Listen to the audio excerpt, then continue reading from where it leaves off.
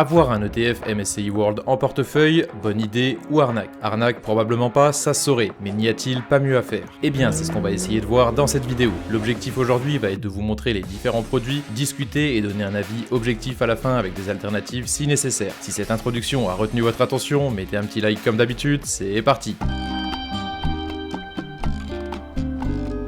Le MSCI est une référence pour les investisseurs voulant s'exposer au monde entier en un seul produit. Les premiers ETF World ont été lancés dans les années 2010 et ont connu un succès quasi immédiat. Et ce, pour de bonnes raisons. En achetant un ETF MSCI World, vous investissez sur environ 1600 sociétés dans les 23 pays les plus développés au monde. Dans cet indice, chaque société occupe une importance proportionnelle à sa capitalisation boursière. C'est de la gestion purement passive. Pour faire clair, plus il y a de capital sur une société, plus cette société sera pondérée dans la composition de l'indice. On retrouve donc, sans surprise, Apple avec 3000 milliards de capitalisation boursière en haut de la liste et représentant presque 5% de l'indice suivi de près par les autres GAFAM. Il s'agit d'un ETF capitalisant, c'est-à-dire que les dividendes sont réinvestis et vous ne passez pas par la case impôt jusque cession de votre position. Comprenez que les investisseurs long terme préfèrent des produits capitalisants car les taxes sur les dividendes viennent grappiller les bénéfices de manière non négligeable sur le long terme. La stratégie croissance ou dividende est un sujet qui divise la communauté et le choix appartient à chacun de choisir ce qui lui convient le mieux. Avant d'aller plus loin concernant cet ETF World, vous devez savoir qu'il en existe deux en réalité. La société MSCI pour Morgan Stanley Capital International qui fournit l'indice le plus connu, mais aussi FTSE pour Financial Times Stock Exchange qui fournit un autre ETF World nommé Developed World. Concrètement, ces deux indices ont des performances similaires sur ces dernières années d'environ 7,7% annualisés. Le FTSE est aussi réparti sur 23 pays industrialisés, mais regroupe quant à lui environ 2100 sociétés. Contrairement à son homologue de MSCI, le ETF World FTSE est aussi exposé sur les small caps. Au-delà de ces deux produits majeurs, il existe encore des dérivés. Vous pouvez trouver l'ETF MSCI AQI pour All Country World Index qui ajoute 24 pays en voie de développement aux 23 premiers, ou encore le MSCI AQI IMI qui rajoute les small caps pour une diversification optimisée sur un seul indice. Dans cette vidéo, nous allons nous focaliser sur le plus connu de tous, le MSCI World. Les présentations faites, on va attaquer le gros de cette vidéo. Pensez à liker pour le soutien, c'est vraiment important pour moi.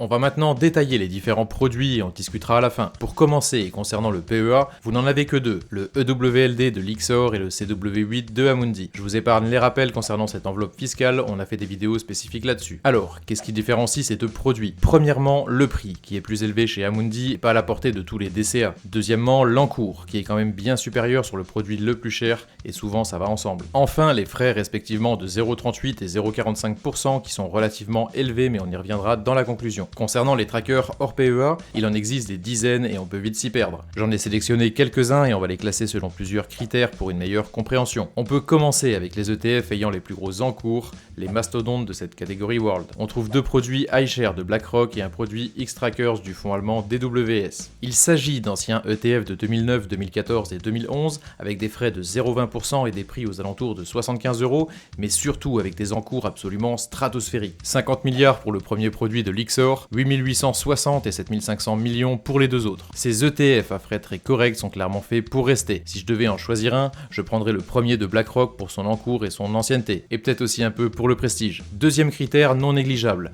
les frais de gestion. J'en ai sélectionné 3 avec des frais extrêmement faibles de 0,12%, on n'en trouve pas en dessous sur cet ETF World. On trouve 3 produits de Amundi, Lyxor et SPDR. Il s'agit d'ETF récents à prix faible, idéal pour du long terme. Le premier produit de Amundi présente une réplication complète mais un encours encore faible de 137 millions d'euros. On évite généralement d'acheter des ETF avec des encours inférieurs à 100 millions d'euros pour la limite extrême et on apprécie des encours d'au moins 500 millions d'euros. Attention, cet ETF est distribuant mais on y arrive bientôt. Les deux autres se tiennent en termes de caractéristiques avec des encours élevés pour peu d'ancienneté. Si je devais en choisir un, je prendrais celui de Lyxor car je possède déjà quelques produits de cette société de gestion. Pour ceux qui optent pour une stratégie de dividende, voici 3 ETF World qui pourraient vous intéresser. Un produit de Amundi et 2 produits de Xtrackers. On a déjà évoqué l'encours faible du premier produit, concernant les deux autres, les encours sont plus élevés. Si je devais en choisir un, je prendrais celui du milieu. Les frais de 0,12% et un encours convenable sont à privilégier, surtout pour un investissement long terme. On les a évoqués en début de vidéo, les ETF FTSE qui reprennent 600 sociétés en plus que le MSCI World classique. Les deux produits principaux sont deux trackers de Vanguard. L'un est capitalisant, l'autre est distribuant. Il s'agit là encore de bons produits avec des encours extrêmement élevés, des prix corrects sur les 100 € et des frais de 0,22%.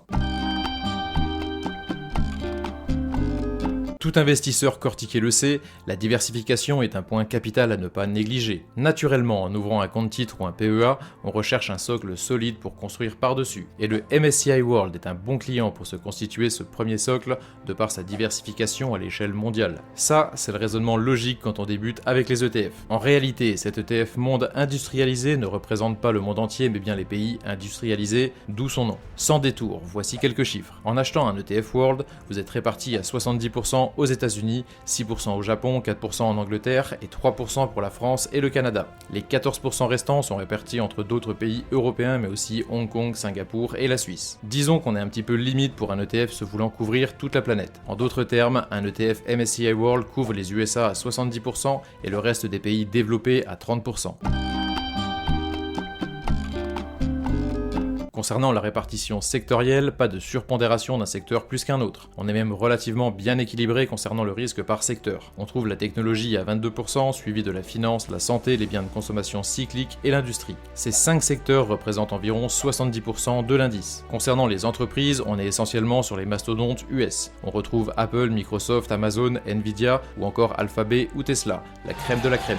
On va développer dans quelques instants. Concernant les performances, on est sur un rendement annualisé de 5% sur la dernière année et d'environ 10% sur les 3, 5 et 10 dernières années. Retenez de manière générale qu'on est sur un très bon rendement moyen annualisé au-dessus des 7%. Autre statistique intéressante, sur la dernière décennie, le MSCI World a clôturé dans le rouge seulement 2 années en 2018 et en 2022. Pour les 8 autres années, comptez historiquement une performance allant de 10 à 30%. Attention, les performances passées ne reflètent en rien les performances futures. Je suis obligé de le dire. Concrètement, le MSCI World n'est clairement pas là pour faire de la figuration et fait partie des indices qui ont le mieux performé cette dernière décennie. On arrive sur l'élément essentiel de cette vidéo. Quelle est la différence avec un ETF SP500 classique? Pour répondre à cette question, on va utiliser un outil fort utile de Argent qui dort. Il s'agit de 2 frères qui font un travail incroyable sur leur site internet et sur Twitter. Ce qui nous intéresse, c'est de voir les doublons entre ces 2 indices. Comme vous pouvez le voir, ces 2 indices sont très similaires au niveau de la composition. On se rend compte qu'en achetant 5000 € de chacun de ces 2 ETF, les mêmes actions ressortent dans plus ou moins les mêmes proportions. Alors,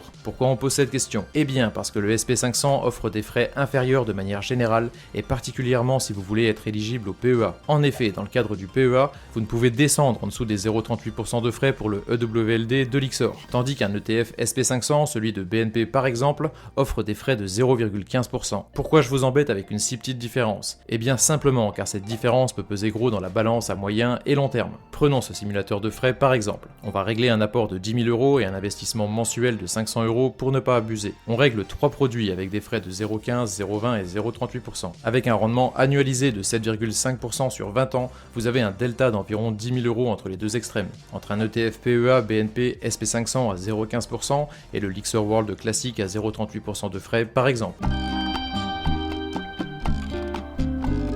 Vous l'avez compris, mon avis sans détour est qu'il vaut mieux préférer un ETF SP500 avec des frais beaucoup plus faibles si vous voulez investir dans le cadre du PEA. On a vu qu'on économise largement sur les frais pour des durées longues et que la répartition est presque égale. On est certes plus étendu sur l'ETF World, mais est-ce que les pertes en termes de frais valent le gain en diversification ? J'ai des gros doutes. Concernant le compte titre ou CTO, les produits sont bons avec des frais faibles. N'oubliez pas que si vous optez sur les produits estampillés World, vous n'achetez pas le monde entier mais uniquement les pays développés et surtout les États-Unis à 70%. Il vous manque peut-être un ETF marché émergent, les small caps et pourquoi pas un peu plus d'Europe. Me concernant, j'ai bien investi sur le monde jusqu'ici mais je vais renforcer mes positions sur le produit de BNP pour les raisons évoquées dans cette vidéo. J'espère que ça vous a plu, pensez à liker et mettre un commentaire, je me ferai un plaisir de vous répondre. Si vous voulez vous lancer sur vos premiers ETF, prenez donc mon code Bourse Direct pour bénéficier de 50 € offerts au premier versement. Vous pouvez acheter 2 ETF World en plus avec ça. Je vous mets les codes et les référals vers d'autres courtiers recommandés. Faites toujours vos recherches et agissez de manière responsable. Pour ne pas vous laisser comme ça, je vous remets une vidéo qui présente les meilleurs ETF PEA. On fera quelques rappels et on parlera stratégie. Je vous mets une seconde vidéo qui se nomme les 20 règles du jeu de l'argent. La vidéo qui a fait le plus de vues sur ma chaîne jusqu'ici. Regardez-la si vous ne l'avez pas vue, ça vaut clairement le détour. À la prochaine les amis.